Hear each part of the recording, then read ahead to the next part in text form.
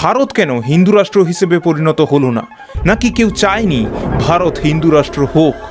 আসলে এমনটা নয়, এর পেছনে লুকিয়ে আছে যথেষ্ট সংগ্রাম। 1946 সাল থেকে 1949 সালের মধ্যে হিন্দু মহাসভা এবং রাষ্ট্রীয় স্বয়ংসেবক সংঘ অর্থাৎ RSS ভারতকে হিন্দু সংস্কৃতির আদলে তৈরি করতে চেয়েছিল।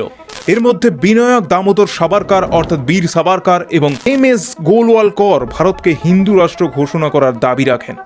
তাদের বক্তব্য স্পষ্ট ছিল, যেহেতু মুসলিমদের জন্য পাকিস্তান তৈরি হয়েছে, তাই ভারতকেও হিন্দু রাষ্ট্র হিসেবে ঘোষণা করা উচিত।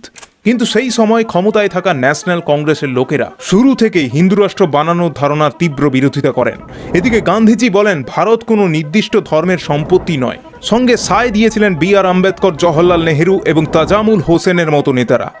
তাদের হাতে পাওয়ার ছিল, তাই 1950 সালে সংবিধান তৈরি হয়, আর এভাবে তৈরি হয় সেকুলার ইন্ডিয়া।